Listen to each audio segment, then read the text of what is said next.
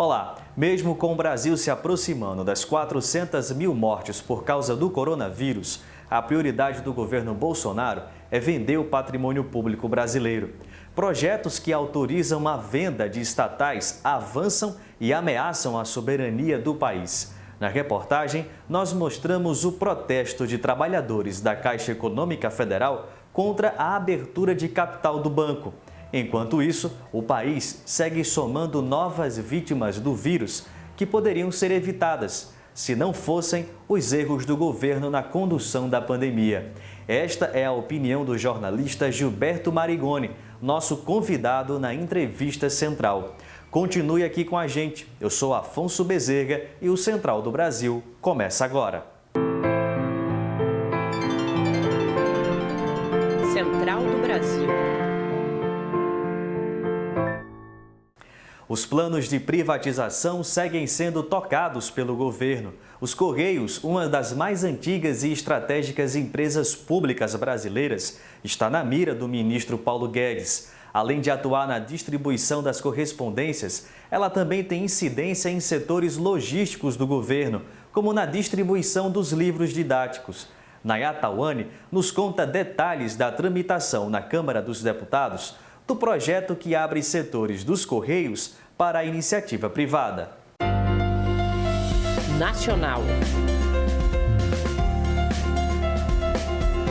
O governo federal conseguiu aprovar na Câmara dos Deputados o pedido de urgência para a votação que privatiza os Correios, a empresa pública mais antiga do Brasil, que foi fundada em 1969.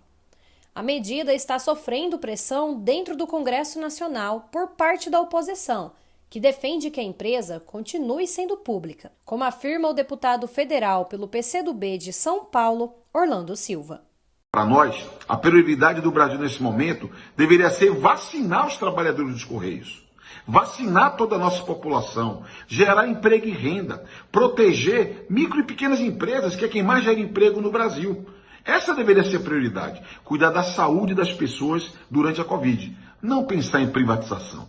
Nós dizemos não à privatização dos Correios e sim a fora Bolsonaro, chega de Bolsonaro. Em 2020, os Correios lucraram aproximadamente 1,5 bilhões de reais para os cofres públicos e entregaram mais de 340 milhões de encomendas em todas as regiões do país.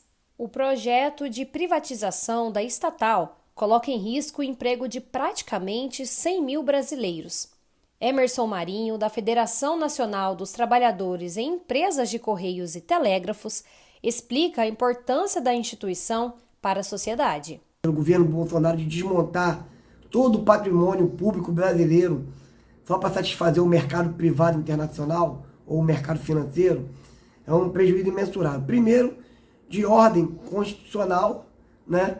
Porque o papel dos Correios não é apenas entregar carta, ele presta um serviço social e de integração nacional. O que quer dizer isso?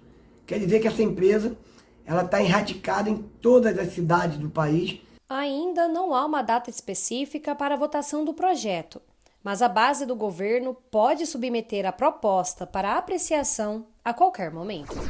E o projeto de privatização de Bolsonaro e Paulo Guedes também atinge os bancos públicos. Depois das ameaças ao Banco do Brasil, o alvo da vez agora é a Caixa Econômica Federal. Na última terça-feira, 27, bancários de todo o país protestaram contra a abertura de capital do banco, anunciada para esta quinta-feira, 29. Na reportagem, Luísa Sansão nos explica o que essa abertura significa e quais são as outras reivindicações da categoria. Vamos conferir? Trilhos do Brasil. Trabalhadores da Caixa Econômica Federal realizaram uma paralisação em todo o país nesta terça-feira, dia 27, contra a decisão do governo Bolsonaro de abrir o capital da Caixa Seguridade, iniciando a oferta pública das primeiras ações da empresa na Bolsa de Valores nesta quinta. Na prática, isso representa uma manobra do governo para privatizar a Caixa, segundo a funcionária do banco e secretária de Bancos Públicos do Sindicato dos Bancários de Pernambuco, Cândida Fernandes. Ele está usando de subterfúgios para privatizar a Caixa.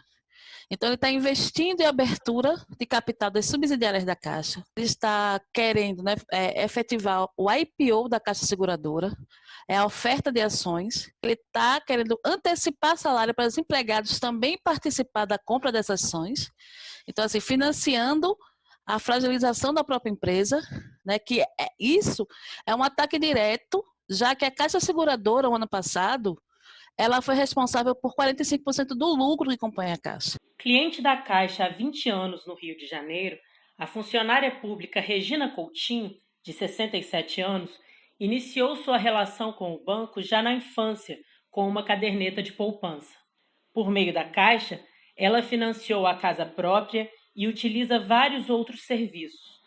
Para ela, a Caixa presta um serviço mais humanizado e é fundamental ser 100% pública. A Caixa Econômica Federal é extremamente importante para o povo brasileiro. Além de defenderem a Caixa 100% pública, os trabalhadores têm outras reivindicações, como explica o presidente da Associação dos Gestores da Caixa Econômica Federal do Estado do Rio de Janeiro, Rogério Campanati.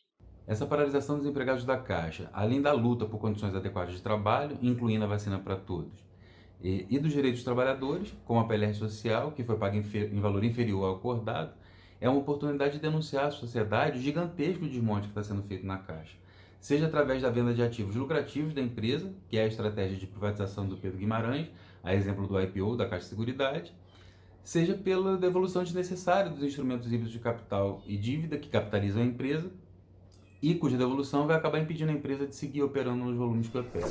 A CPI da Covid no Senado já foi instalada e o plano de trabalho deverá ser anunciado nesta quinta-feira, 29, pelo relator Renan Calheiros. Na entrevista central de hoje, recebemos o jornalista Gilberto Marigoni. Ele acredita que a CPI expõe a desorganização do governo e revela a ausência de quadros técnicos em Brasília para enfrentar a crise. A entrevista é de Jonatas Campos. Entrevista Central. Temos conosco na entrevista central hoje o professor Gilberto Marigoni. Ele é jornalista e professor da Universidade Federal do ABC, em São Paulo. Vamos conversar sobre a conjuntura política do Brasil. Professor, agradecemos sua disponibilidade para essa entrevista. Eu é que agradeço a você, Jonatas. Muito obrigado. Temos a confissão do ministro da Casa Civil de que tomou vacina e de que iria convencer o presidente Bolsonaro a tomar vacina também. Temos aí uma lista de desmandos elaborada pelo próprio governo. Minha pergunta para o senhor vai no seguinte sentido. Isso é uma consequência da CPI e qual o peso que essa CPI vai ter no governo Bolsonaro? Olha, isso é uma consequência geral do isolamento que o governo Bolsonaro está colhendo na sociedade. Por mais que ele insista no negacionismo, por mais que ele insista em assular, incentivar a sua tropa de extremistas, ele não consegue fazer frente a um descontentamento geral.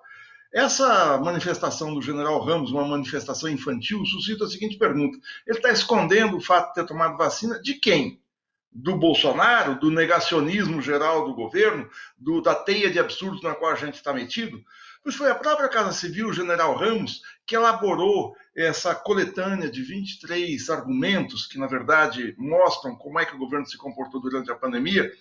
Essa situação de defensiva os coloca num quadro de não saber o que fazer, é o popular clima de barata voa. No entanto, é preciso tomar cuidado em nossa análise. O governo continua tendo pleno apoio de quem tem dinheiro, ou seja, da Faria Lima, no seu projeto econômico de destruição do Estado, de privatização dos Correios, enfim, de desmonte daquilo que foi construído penosamente ao longo de várias décadas. E professor, você mesmo já fez essa afirmação em outros momentos. Bolsonaro, toda vez que está acuado, também ataca. Então ele fez aquela declaração no programa do bolsonarista Siqueira Júnior de que poderia colocar o exército na rua, ou seja, é uma escalada autoritária verbal. Você acredita que isso tem algum sentido concreto dentro das Forças Armadas, dentro do governo, ou é só verborragia de Bolsonaro? Olha, o Bolsonaro perdeu a capacidade de surpreender seus inimigos, porque ele nos considera inimigos e não adversários. Ele, na semana passada, já tinha por 2 vezes ameaçado colocar o exército nas ruas se os governadores insistissem no lockdown. Há uma semana, o general Braga Neto que hoje é ministra da Defesa, também veio fazer ameaças nada veladas de que, se a situação apertasse, o Exército tomaria alguma posição. A diferença de outras vezes, especialmente em 2019, 2020, esses esgares autoritários não suscitam maiores repercussões. A fala do Braga Neto virou fumaça na mesma tarde.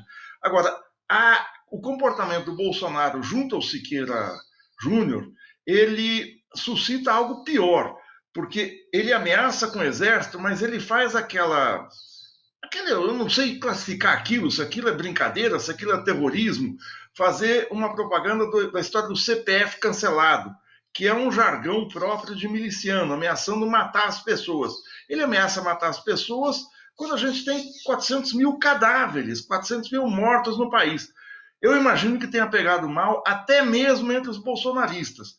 O senhor é professor de Relações Internacionais na Universidade do ABC, então temos duas perguntas nesse sentido. A primeira é sobre a polêmica da vacina Sputnik V, a vacina que os governadores do Nordeste tentou comprar e que a Anvisa até agora não autorizou. Você acha que tem algo de geopolítica aí? Você acha que tem algo de pressão, lobbying de governos para que a vacina não venha para o Brasil?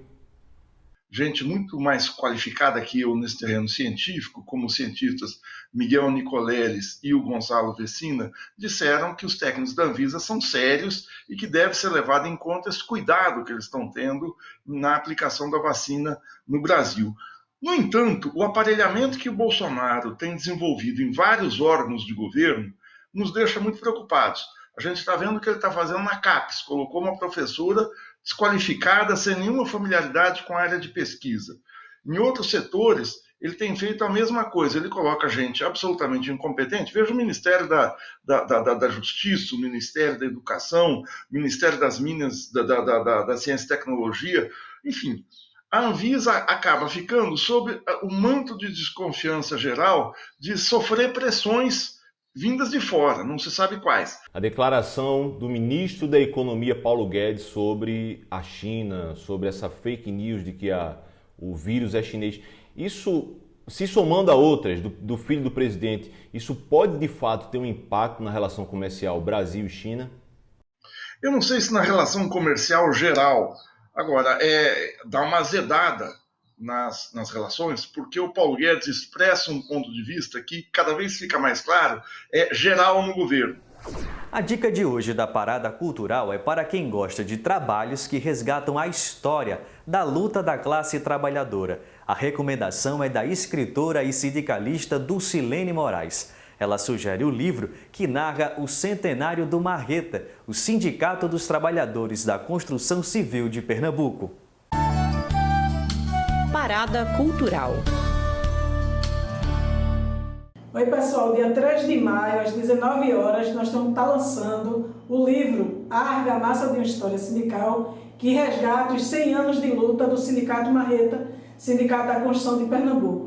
Nesse livro a gente coloca a história dos trabalhadores a nível nacional, internacional e aqui no estado de Pernambuco, dando recorte de gênero, colocando a importância da luta das mulheres operárias no contexto da sociedade. Venha pelo YouTube, dia 3 de maio, às 19 horas. Tá anotada aqui a dica e vou relembrar, você pode acompanhar o lançamento do livro pelo canal do YouTube Operários em Ação. O Central do Brasil fica por aqui. Para rever este ou outro conteúdo, acesse o nosso Instagram, @Programa Central do Brasil. Até amanhã!